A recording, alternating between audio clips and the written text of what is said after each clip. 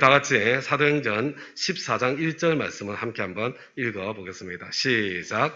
바울과 바나바는 이고니온에서도 이전과 마찬가지로 유대 사람의 회당에 들어가서 말하였다. 그래서 유대 사람과 그리스 사람이 많이 믿게 되었다. 지금 오늘 우리 사도행전 14장은 어디에서 펼쳐지는 사건인가요? 이고니온이라는 동네에서 펼쳐지는 사건입니다. 이고니온에서도 마찬가지로 이고니온에서도 이전과 마찬가지로라고 그렇게 말씀하고 있는데, 이전은 언제 어디를 말하고 있는 것일까요? 저는 이번 우리 사도행전을 함께 묵상하는 가운데 저와 여러분이 이 선교 여행에 대한 지도가 마음속에 들어왔으면 좋겠다, 그려졌으면 좋겠다, 그런 생각을 하고 있습니다. 지금 안디옥에서 동그라미 보이죠? 이고니온으로 이동을 한 것입니다. 이 안디옥은 비시디아 지방의 안디옥을 말하는 것입니다. 바울과 바나바 선교팀은 이 수리아 지방의 안디옥에서 처음 안디옥 교회에서 출발을 했지요. 그래서 첫 선교지인 바나바의 고향 키프로스 섬에 도착했을 때 이 살라미라는 항구 도시에서 유대 사람의 여러 회당에서 복음을 전했고, 그 다음에 키프로스의 수도인 바보로 이동해서는 복음 전도를 방해하는 마술사 엘루마의 눈을 멀게 하고, 그 놀라운 사건으로 총독이 예수를 믿게 되는 그런 사건을 경험하게 됩니다. 그런데 그 다음 행선지인 버가요, 이렇게 바보에서 버가까지 배를 타고 떠나게 되는데, 이 버가에서는 복음을 전하지 않았습니다. 사실은 복음을 전하지 못했다고 해야 더 정확할 것 같습니다. 바보에서 버가로 이동하면서 바나바가 사라졌습니다. 버가에서는 마가 요한이 선교팀과 결별하는 그런 사건이 일어납니다. 그러나 그 다음 목적지였던 안디옥, 비시디아 안디옥입니다. 이 안디옥에서는 바나바가 다시 합류하게 되었고, 그들은 안식일에 유대인의 회당에 들어가서 복음을 전했고, 그리고 큰 결실을 맺게 된 것입니다. 그리고 그 다음 안식일에는 온 동네 사람들이 다 복음을 듣기 위해서 회당으로 모여들었고, 그런 모습을 보면서 유대인들이 시기 질투가 난 거죠. 바울과 바나바의 말을 반박하고 비방하고 그 지역의 유력자들을 선동해서 박해하고, 결국은 이 비시디아 안디옥 지방에서 그들을 쫓아내버리고 말게 된 것입니다. 그래서 지금 쫓겨서 이고니온으로 지금 이동한 그런 상태다, 이렇게 생각을 하시면 될 것 같습니다. 이고니온에서도 바울과 바나바는 이전과 마찬가지로 유대인의 회당에 들어가서 복음을 전했고, 유대 사람과 그리스 사람들이 많이 예수를 믿게 되었습니다. 여러분, 바울과 바나바는 그들의 마음속에는 동족인 유대인들을 향한 간절한 마음이 있었습니다. 가는 곳마다 유대인들의 회당을 먼저 찾아서 복음 전한 중요한 이유 중에 하나가 그것이었습니다. 우리에게도 우리 민족을 향한 책임이 있다는 것을 잊지 말았으면 좋겠습니다. 특별히 북녘 땅의 형제 자매들, 우리 잊지 않고 계속 기도로 섬기며 하나님께서 부르실 때 순종의 발걸음을 내디딜 수 있기를 기대합니다. 다 같이 이어지는 말씀 2절 말씀을 함께 한번 읽어보겠습니다. 시작. 그러나 마음을 돌이키지 않은 유대 사람들이 이방 사람들을 선동해서 믿는 형제들에게 나쁜 감정을 품게 하였다. 여러분, 이고니온에서 많은 유대인들이 믿게 되었지만 모든 유대인들이 다 믿게 된 것은 아닙니다.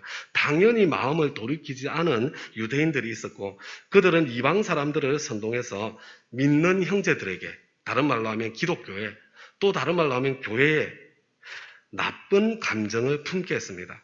지금도 종종 기독교와 교회에 대해 나쁜 감정을 품게 하는 그런 세력들을 보게 될 때가 있습니다. 특히 코로나 상황 속에서 참 그 모습이 더 선명하게 드러나고 있는 것 같습니다. 지하철에도, 공항에도, 비행기에도, 백화점에도, 식당에도 사람들이 바글거리지만 아무도 거기에 대해서는 뭐라고 하지 않는데, 교회에서 사람이 모이는 것에 대해서는 날카롭게 반응하는 분들이 적지 않게 있음을 보게 됩니다. 교회에 악한 감정을 품게 한 세력과 언론의 영향력이 적지 않은 것 같습니다. 우리가 코로나 팬데믹 중에 이웃을 적극적으로 배려하는 것 당연히 해야 될 마땅한 일인 것이 틀림이 없습니다. 그러나 교회와 기독교에 대한 반감과 악한 감정에 눌려서 두려움과 부담감 때문에 절대로 포기해서는 안 될 공동체로 모이는 예배의 소중함까지 포기해버려서는 안 될 것입니다. 방역 규정을 철저하게 지키는 가운데 저와 여러분 예배당 공간을 100% 활용해서 공동체로 모여서 예배 드리려는 노력에 기쁜 마음으로 저와 여러분이 함께 해주시면 정말 감사하겠습니다. 여러분 일부 예배 같은 경우에는요, 우리 공간을 100% 활용하면 130명 이 예배당에서 예배 드릴 수 있어요. 코로나 전에 우리 일부 예배 드리시던 분들 다 나와서 예배 드려도 되는 그 정도의 공간이 됩니다. 물론 우리 2부 예배 때는 우리 자녀들 참 신앙 회복을 위해서 우리가 조금 이렇게 지혜롭게 사용을 해야 되지만요, 우리에게 뜻만 있다면, 의지만 있다면 우리가 길이 있다는 것을 잊지 않기를 바랍니다. 악한 감정이 팽배해진 가운데 두려움과 부담스러움 속에서 바울과 바나바 선교팀은 어떻게 대처했는가? 우리 다 같이 3절 말씀을 함께 한번 읽어보겠습니다. 시작. 두 사도는 오랫동안 거기에 머물면서 주님을 의지하여 담대하게 말하였다. 주님께서는 그들의 손으로 표징과 놀라운 일을 행하게 하셔서 그들이 전하는 은혜의 말씀을 확정하여 주셨다. 여러분, 악한 감정에 적대감에 노출된다는 것은 부담스럽고 두려운 일이 틀림이 없습니다. 낯선 타지에서는 더욱더 두려운 일이 될 것입니다. 그럼에도 불구하고 두 사도는 거기에서 도망치지 않았습니다. 침묵하지도 않았습니다. 두 사도는 거기에 오랫동안 머물렀습니다. 주님을 의지하여 담대하게 복음을 전하고 말했습니다. 두려운 가운데서도 도망치거나 포기하지 않고 오랫동안 머물며 담대하게 복음을 전했을 때 하나님께서는 그들의 손으로 표징과 놀라운 일들이 일어나게 하셔서 그들이 전하는 복음을 확정해 주셨습니다. 다음 가족 여러분, 언제 주님께서 놀라운 일을 행하셨습니까? 그들이 오래 버티며 담대하게 순종하며 복음을 전할 때였습니다. 충성은 오래 하는 것입니다. 쉽게 도망가지 않는 것입니다. 주님께서 그만하라고 말씀하실 때까지 그 자리에 버티고 머무는 것입니다. 여러분, 바로 그때에 하나님의 역사도 나타나고 하나님의 열매도 볼 수 있는 것입니다. 여러분, 쌍추 한 장, 그 열매를 거두려고 해도 씨를 뿌리고 2개월은 기다려야 하지 않습니까? 배추 한 포기, 그 열매를 거두기 위해서도 최소한 3개월은 기다려야 합니다. 한 사람이 이 세상에서 자기 역할을 하며 살려고 해도 최소한 20년 이상을 기다리며 교육받고 성장해야 하지 않습니까? 하물며 내 인생이 하나님 나라에 합당하도록 변하고 바뀌는 열매, 한 영혼이 구원받고 제자가 되는 열매, 어떻게 그 소중한 열매를 쉽게 거둘 수 있겠습니까? 무슨 열매든지 하루아침에 거두어지지 않습니다. 심고 기다릴 때가 있습니다. 그리고 난 뒤에 거둘 때가 찾아오는 것입니다. 오늘부터 시작되는 주바라기 기도, 여러분 5주간 동안 심고 기다리는 그런 시간입니다. 이번 주부터 시작될 우리 삶공부 13주간 동안 심고 기다리는 시간입니다. 심고 기다리면 그만한 열매를 거두게 될 거예요. 목자, 목녀, 부목자의 삶도 마찬가지입니다. 내 힘으로 안 되지만, 부담스럽고 두렵지만 주님을 의지하여 담대하게 심고 기다리는 삶이 목자, 목녀, 부목자의 삶입니다. 한 영혼이 구원받고 하나님의 자녀가 되고 그리고 그리스도의 제자로 성장하기까지 1년을 기다려야 할 수도 있고 2년을 기다려야 할 수도 있고 심지어 9년, 10년 넘는 세월을 심으며 기다려야 할 수도 있습니다. 그러나 저와 여러분이 오랫동안 그 자리에 머물며 순종하면 하나님께서는 반드시 표적을 보여주시고 그리고 또 열매도 거두게 하실 것입니다. 긴 코로나 팬데믹 중에 그만두고 포기하고 싶은 일들이 적지 않은 것 같습니다. 다음 가족 여러분, 지금 무엇을 이제 포기하고 싶다, 이제 그만두고 싶다, 여러분 무엇에 대해서 그렇게 지금 도망치고 싶은 그런 마음이 일어나고 있습니까? 주님께서 그만하라고 말씀하시던가요? 그렇지 않다면 다시 한번 힘을 내어서 주님을 의지하여 담대하게 그 자리에 머물러 버티며 하나님께서 어떻게 일하시나 한번 살펴보며 함께 기다려 보십시다. 도망치고 포기하는 대신에 하나님을 기대하며 오히려 더 적극적으로 더 열정적으로 한번 순종의 발걸음을 내디뎌 보십시다. 여러분 3절 말씀을 다시 한번 자세히 보세요. 하나님께서 표적과 기이한 일로 확정해 주신 것이 무엇입니까? 바울과 바나바가 전한 은혜의 말씀을 확정해 주셨습니다. 다음 가죠 여러분. 하나님의 말씀은 은혜의 말씀입니다. 저와 여러분의 행복을 위한 말씀입니다. 하나님의 말씀이 은혜의 말씀으로 들리지 않고 하나님의 말씀이 두려움과 죄책감과 의무감과 무거운 짐으로 들린다면 여러분 그렇다면 저와 여러분의 신앙생활의 중심부에 지금 심각한 고장이 나 있는 거예요. 사람을 오해하면 그 사람이 무슨 말을 해도 오해하게 되어 있습니다. 하나님에 대한 오해가 깊으면 하나님의 말씀은 은혜의 말씀으로 들리지 않습니다. 여러분 신앙생활의 출발은 하나님의 은혜에 머물러 그 은혜의 깊이에 잠기는 것입니다. 우리 교회의 첫 단계 성경 공부인 생명의 삶이 바로 그 목적을 위해서 만들어진 성경 공부입니다. 아직까지 저와 함께 생명의 삶을 한 번도 공부하지 않으신 분들 지금도 계시다면요. 여러분 이전에 이경주 목사님과 이렇게 함께 생명의 삶을 공부하셨다고 하더라도 이번 학기에 꼭 저와 함께 생명의 삶을 다시 한번 공부할 수 있게 되기를 제가 간곡히 부탁을 드립니다. 하나님에 대한 오해가 풀어지고 은혜의 하나님을 더 깊이 만나는 그런 계기가 될 것입니다. 신앙생활이 더 행복해질 거예요. 이번 주 화요일 저녁부터 시작이 됩니다. 계속해서 이어지는 말씀 4절과 5절 다 함께 읽겠습니다. 시작. 그 도시 사람들은 두 편으로 나뉘어서 들어는 유대 사람의 편을 들고 들어는 사도의 편을 들었다. 그런데 이방 사람들과 유대 사람들이 그들의 관원들과 합세해서 바울과 바나바를 모욕하고 돌로 쳐 죽이려고 했다. 여러분 적대감으로 인한 두려움 속에서도 오래 머물러 있으면서 담대하게 복음을 전했더니 주님께서 기적과 표적과 기이한 일들로 함께 해주셨고 여러분 악한 감정이 가득한 그곳에서도 복음의 열매가 맺혔습니다. 사도들의 편을 들어주는 사람들도 많아졌습니다. 여러분 오래 머물러야 열매가 맺히는 거예요. 오래 머물 때에 결실을 볼 수 있는 거예요. 그런데 그렇게 열매가 맺히자 유대 사람들은 공권력까지 동원해서 바나바와 바울을 모욕하고 급기야 돌로 쳐 죽이려고까지 하였습니다. 여러분 이건 너무나도 끔찍하고 무섭지 않습니까? 유대인들은 하나님을 섬긴다고 하면서도 수단과 방법을 가리지 않았어요. 폭력을 사용했습니다. 아무리 목적이 선하다고 하더라도 수단과 방법을 가리지 않게 되었다면 이미 악에게 삼켜버린 그런 상태가 된 것입니다. 다음 가죠 여러분. 그리스도인들은 수단과 방법을 가려야 됩니다. 하나님께 순종한다는 것은 하나님의 일을 하는 게 아니고요. 하나님의 일을 하나님의 방법으로 하나님의 때에 하는 것입니다. 하나님께는 결과보다 과정이 더 중요합니다. 계속해서 이어지는 말씀 6절과 7절 다 같이 읽겠습니다. 시작. 사도들은 그것을 알고 루가오니아 지방에 있는 두 도시 루스드라와 더베와 그 근방으로 피하였다.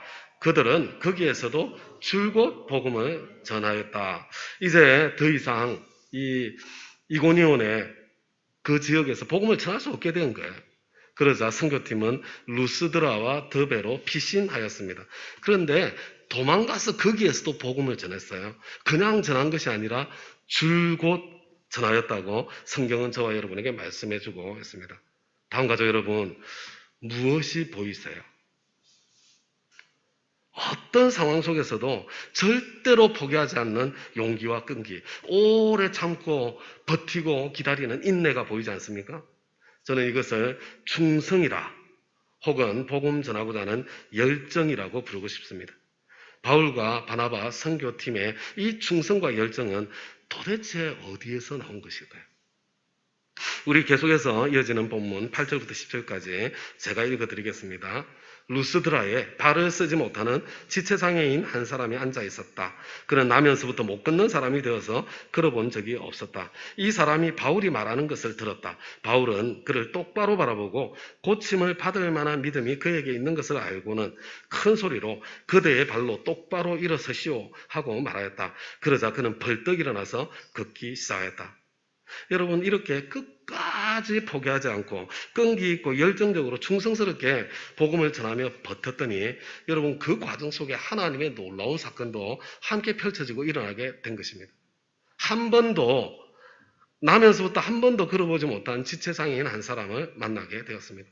바울은 이 사람에게 고침을 받을 만한 믿음이 생겼다는 것을 알아차렸습니다. 여러분, 여기에 치유에 대한 한 가지 매우 중요한 사실이 담겨 있습니다.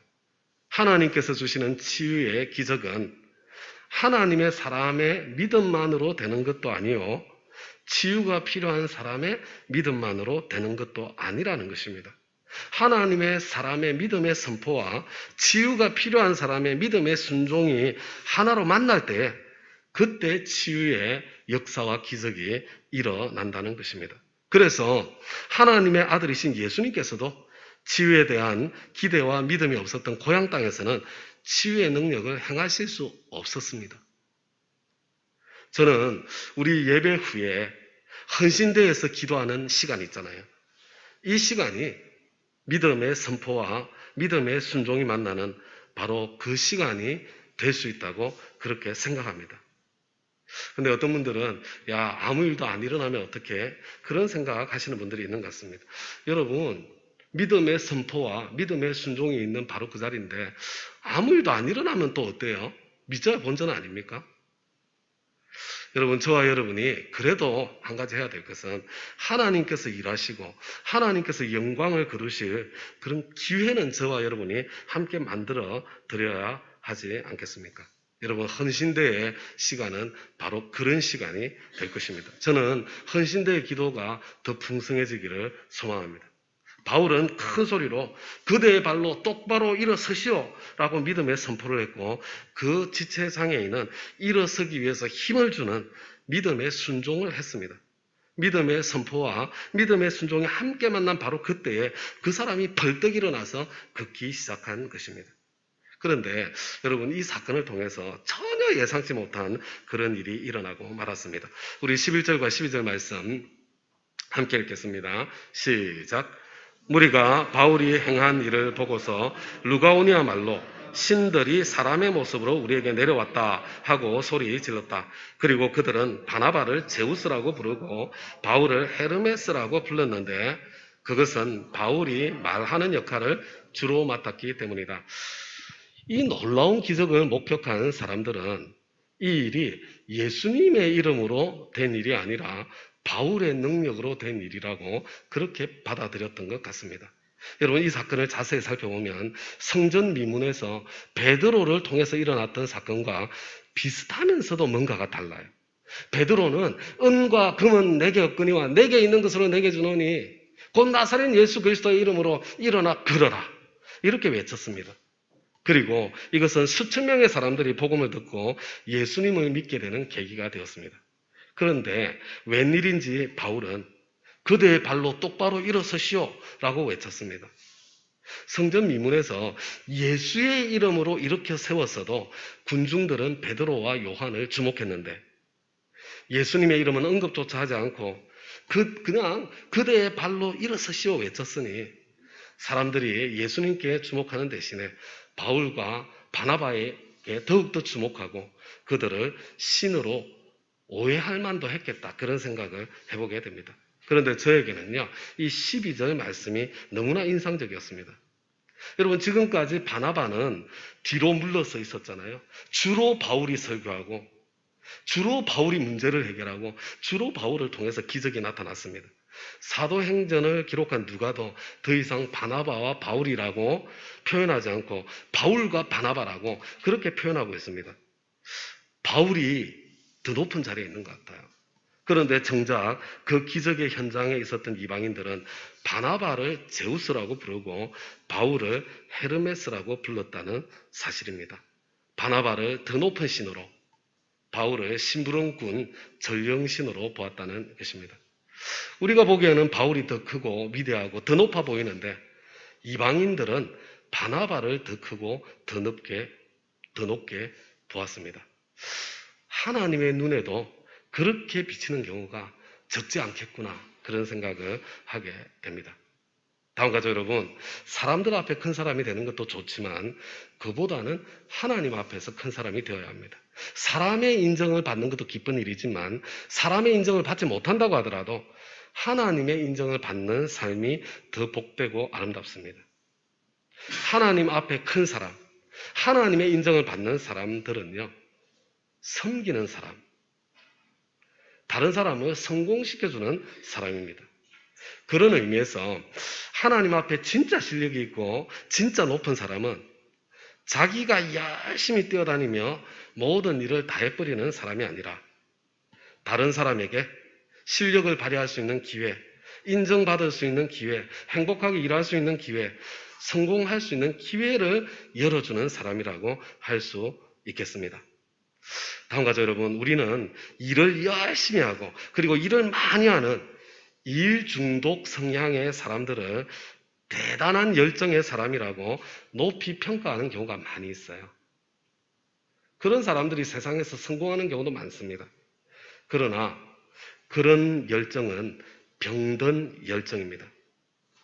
일을 독점하고 잘 위임하지 못하는 사람은 사실은 대단한 사람이 아니고요. 자신감도 없고 안정감도 없는 경우가 매우 많습니다.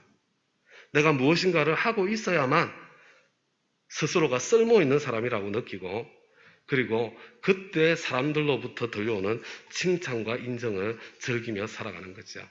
여러분, 그런 분들은요, 진정한 쉼을 누릴 수가 없습니다. 아무것도 하지 않으면 불안감이 밀려오기 때문에 그렇습니다. 혹시 지금 아무것도 하지 않으면 불안감이 밀려오시는 그런 분들이 계시면요, 내가 대단히 열정적인 사람이다 이렇게 생각하시면 안 되고요, 내가 지금 병들어 있는 사람이다 이렇게 생각을 하셔야 합니다. 가정교회의 필수 삶공부 4단계인 경건의 삶에는 영적 과제를 한 가지씩 정해서 습관을 고쳐보려는 시도를 합니다. 그런데 이 경건의 삶의 영적 과제에서 중요한 것은 내가 내 노력과 내 의지로 내가 나의 습관을 고치는 것이 아닙니다. 여러분, 내 노력과 내 의지로 내가 나의 습관을 고치는 노력을 하게 되면요, 여러분, 그것은 물론 그게 필요한데요, 그것으로 끝나면 이것은 자신의 의지를 숭배하는 우상 숭배로 전락하게 되기가 쉽습니다. 여러분, 그렇게 노력했는데 실패하면 어떻게 돼요? 자기 연민으로 나락으로 떨어지죠. 그렇게 노력했는데 성공하면 어떻게 돼요? 그러면 자기의가 생겨서 다른 사람을 우습게 알고 판단하는 바리새인으로 변해버리고 말게 되는 거죠. 여러분, 내가 내 습관을 고쳐보려고 힘써서 노력하는데도 불구하고 실패하고 넘어질 때, 여러분, 그때가 중요한 거예요. 여러분, 바로 그때에 아무리 노력해도 나의 작은 습관 하나조차 고치지 못하는 그것밖에 안 되는 나를 위해서 기꺼이 십자가를 져주신 우리 주님의 사랑과 보혈의 능력으로 먼저 나를 덮을 줄 알아야 되는 거예요. 그리고 그 다음에 하나님께서 나를 고쳐주시도록 은혜의 보좌 앞으로 나아가는 것이, 여러분, 그게 경건의 삶의 핵심이고 영적 훈련의 핵심이에요. 그래서 내가 아무리 노력해도 반복해서 실패하게 하는 나의 경관진, 숨겨져 있는 경관진이 그 과정 속에 드러나게 되고요, 성령의 능력으로 그것이 무너지는 은혜를 체험하면서 참 자유를 얻고 참 자유를 누리게 되는 것입니다. 여러분, 여러분들 가운데 나는 지금 목사님이 무슨 말을 하는지 잘 모르겠다, 그런 분들 계시면요, 여러분, 새로운 삶을 수강하셔야 돼요. 이거 간단한 것처럼 보이는데 쉽게 이해가 되는 게 아니에요. 새로운 삶을 공부하면서 이 말이 무슨 말인지를 정말로 이해하게 될 거고요. 그리고 경건의 삶에 이 영적 과제를 해결하는 그 능력을 배우게 되는 거예요. 저는 약 20년 전 부목사 시절에 경건의 삶을 처음 수강하게 되었습니다. 당시에 제 책상은 항상 어지럽고 정신이 없었습니다. 책상을 깨끗하게 정리하고 일하시는 분들이 항상 부러웠습니다. 그래서 경건의 삶을 수강하면서 책상 정리하기를 영적 과제로 삼았습니다. 당시에 매일 퇴근할 때에 책상 정리하기 영적 과제를 수행하면서 이제 그거 날마다 노력해서 바꿔야 되는 거잖아요. 근데 저는 한 가지 정말로 중요한 사실을 발견하게 되었습니다. 저의 책상이 항상 어지러운 것은 제가 하는 일이 너무 많기 때문이라는 것이었습니다. 왜 나는 이렇게 일이 많을까? 제가 직장 생활을 할 때 사장님은 저의 어지러운 책상을 보며 저를 굉장히 높게 평가를 하셨습니다. 항상 열심히 일하는 사람이기 때문에 책상이 정신이 없다고 그렇게 평가해 주셨습니다. 실제로 저는 항상 열심히 일하는 사람이었고 그래서 일도 많았습니다. 누군가가 저에게 무슨 부탁을 해오면 저는 거절하는 법이 없었습니다. 그러니 일이 더 많을 수밖에 없었습니다. 그때 저와 함께 섬기던 부목사님 한 분이 사임하시고 새로 부목사님이 부임하게 되었습니다. 그분은 교회에 처음 오셨으니까 교회가 어떻게 돌아가는지 당연히 모르지 않습니까? 성도님들은 무슨 일이 생길 때마다 그분이 아니라 저에게 찾아와서 부탁을 하셨습니다. 그분에게 부탁하면 복잡하고 오래 걸릴 일이 저에게 부탁하면 간단하게 해결되었기 때문입니다. 제가 문제를 해결해 드리면 너무 이렇게 고마워하고 감사해 하셨습니다.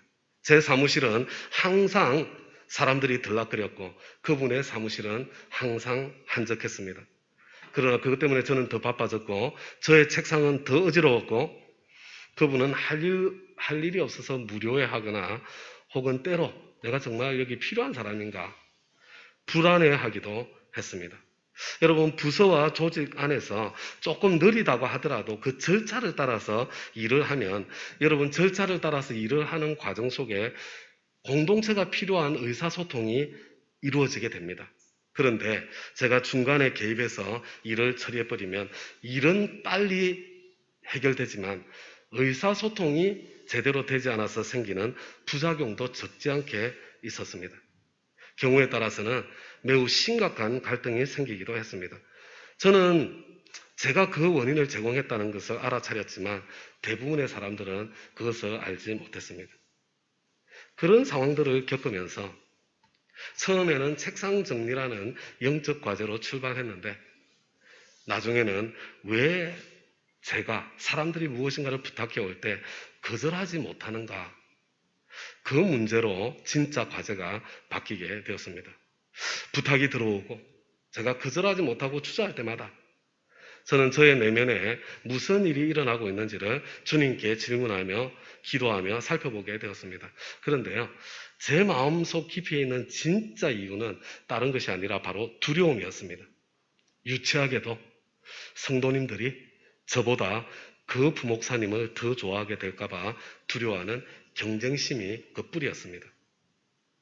그 부목사님 사무실은 늘 사람들로 북적거리는데 제 사무실에 아무도 찾아오지 않을 것 같은 실제로 그런 상황이 아니에요. 그런 상황이 생겼을 때 나는 얼마나 수치스러울까라는 그 유치한 두려움. 그래서 그분이 해야 할 일임에도 불구하고 성도님들이 그분을 찾아가지 못하도록 찾아가지 않도록 내가 중간에서 다 해결해 주고 말았던 것입니다.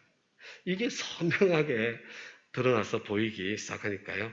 비로소 용기를 내어서 거절할 수 있게 되었습니다. 그분을 섬기기 위해서 거절했고 교회를 섬기기 위해서 적극적으로 거절했습니다. 거절하는 것이 점점 더 쉬워졌습니다. 그때 저는 거절하는 법만 배운 것이 아니라 정말로 쉬는 것이 무엇인지 그것도 함께 배우게 되었습니다.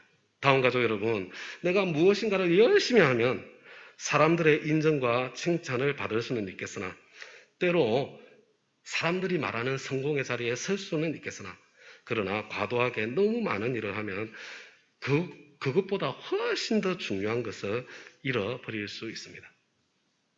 여러분 선교 여행 중에 바울이 먼저 나서서 설교하고 먼저 나서서 문제를 해결하고 그리고 바울을 통해서 하나님의 기적적인 능력이 나타났을 때 여러분 옆에 있던 바나바는 어떤 심정이었을까요? 저와 여러분이 그 바울 곁에 서 있었던 바나바였다면 저와 여러분은 어떤 기분을 느꼈을 것 같습니까? 그런데 제가 성경에 보니까요, 놀랍게도 이 루스드라 사람들은요, 바나바가 더 높은 사람이고 바울은 그의 심부름꾼, 바나바의 심부름꾼이라고 생각하고 있는 것입니다. 아, 하나님께서도 그렇게 볼 수 있겠구나 하는 그런 생각이 들었습니다. 그리고 하나님께서 그렇게 보시겠다는 그런 확신이 들었습니다. 예수님께서는 천국에서는 세례 요한보다 더 큰 사람이 없다고 말씀하셨습니다. 그런데 이 세례 요한은요, 예수님의 사역이 점점 많아지고 예수님의 인기와 명성이 점점 높아져 가는 것을 보면서 신부를 취하는 사람은 신랑이지만 그 옆에 친구가 크게 기뻐하는 것처럼 나는 그런 기쁨이 충만하다. 그는 흥하여야 하겠고 나는 쇠하여야 하리라. 기꺼이 기쁜 마음으로 뒤로 물러서 줄 수 있는 그런 영성의 사람이었습니다. 복음은 흥하여야 하겠고 나는 쇠하여야 하리라. 복음이 흥해질 수만 있다면 나는 기꺼이 쇠해질 수 있는 그런 사람이 하나님 앞에서 더 위대한 사람 아니겠어요? 저는 바나바야말로 바로 그런 사람이 아니었겠는가 그렇게 추측해 봅니다. 저는 그런 바나바 같은 사람이 되고 싶었습니다. 지금 당장에 제가 그 정도의 영적 실력을 갖추지 못했다 하더라도 저도 그런 사람으로 성장하고 싶은 간절한 소망 가운데 오늘 여기까지 오게 되었습니다. 우리 다운교회는 바나바 같은 그런 사람들을 알아보고 그런 사람들을 더 존중히 여길 줄 아는 더 성숙한 공동체가 되었으면 좋겠습니다. 그러면 바울 같은 사람들이 더 왕성하게 일어나서 활동하게 될 것이고요. 결과적으로 바나바와 같은 사람들도 끊임없이 배출되는 선순환이 점점 더 커질 것입니다. 계속해서 이어지는 사건은 제가 읽어드립니다. 13절부터 15절까지의 말씀입니다. 성 바깥에 있는 제우스 신당의 제사장이 황소 몇 마리와 화환을 성문 앞으로 가지고 와서 군중과 함께 두 사람에게 제사를 드리려고 하였다. 이 말을 듣고서 바나바와 바울 두 사도는 자기들의 옷을 찢고 군중 가운데로 뛰어들어가서 외치면서 이렇게 말하였다. 여러분 어찌하여 이런 일들을 하십니까? 우리도 여러분과 똑같은 성정을 가진 사람입니다.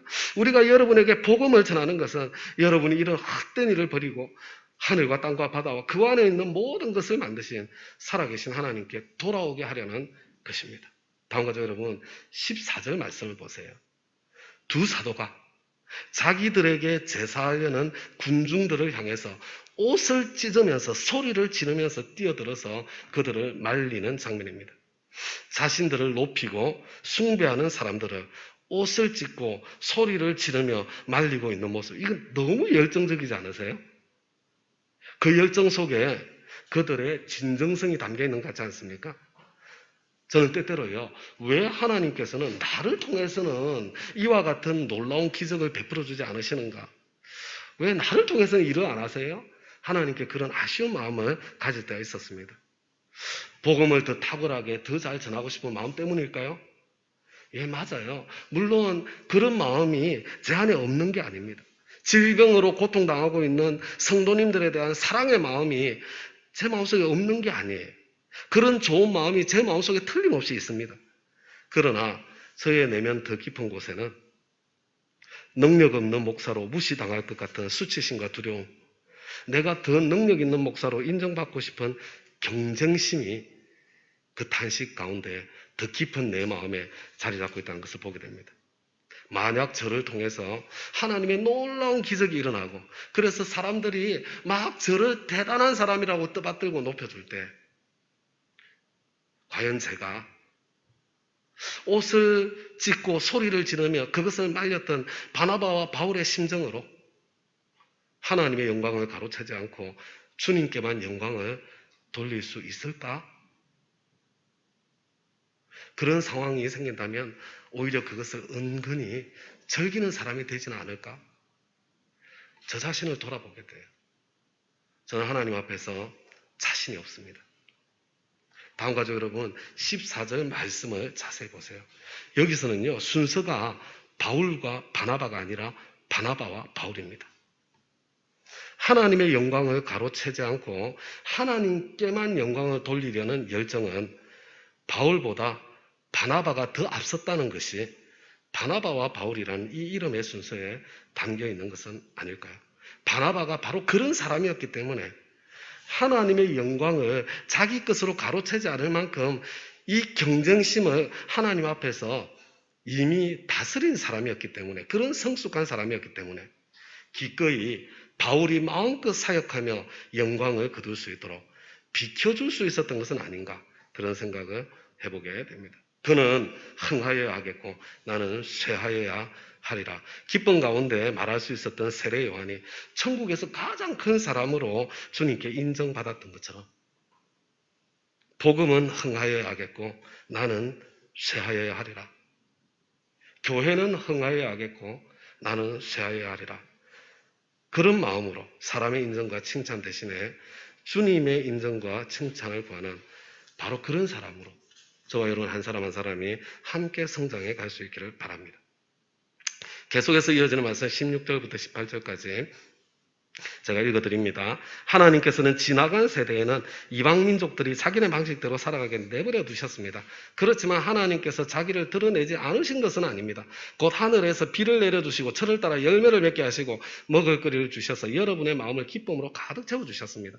두 사도는 이렇게 말하면서 군중이 자기들에게 제사하지 못하게 겨우 말렸다.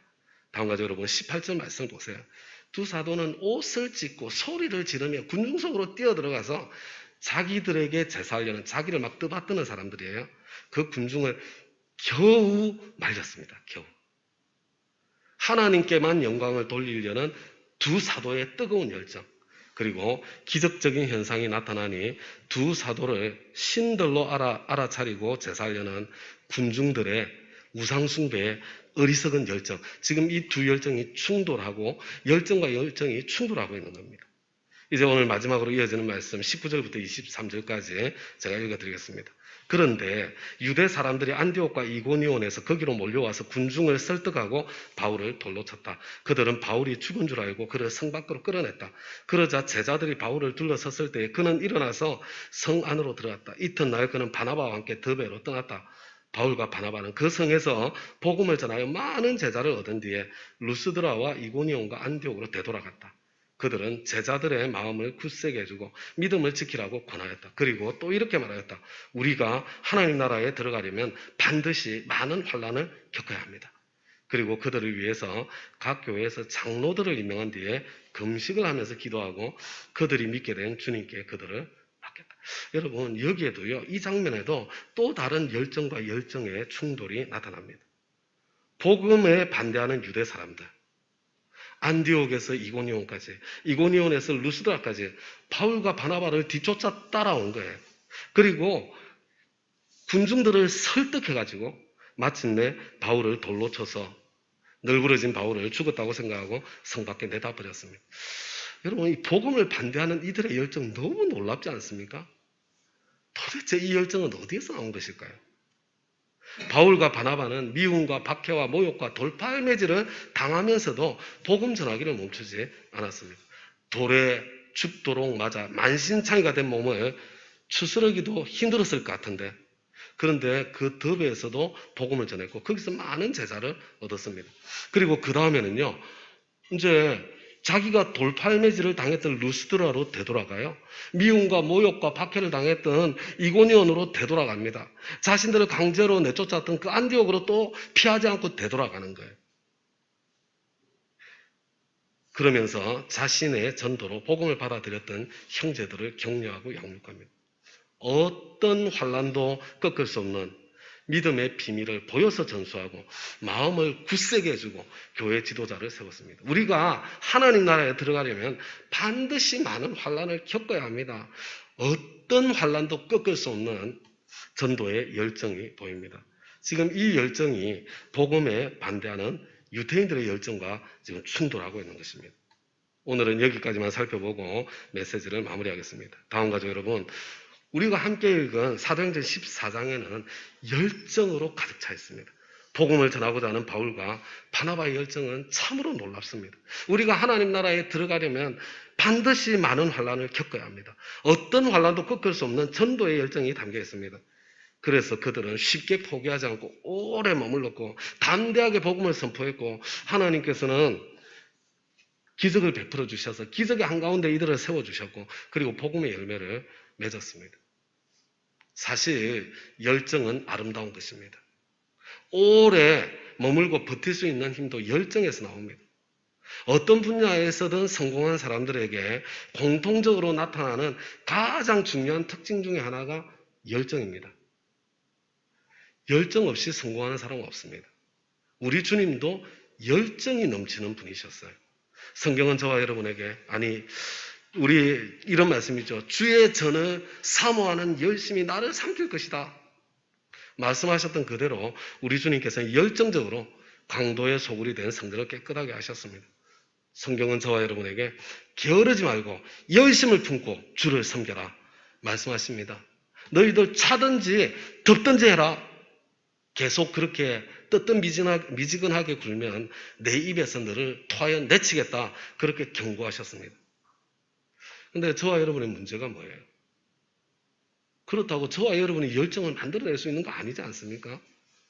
그리고 성경 말씀을 보니까 모든 열정이 다 건강하고 아름다운 것도 아니지 않습니까?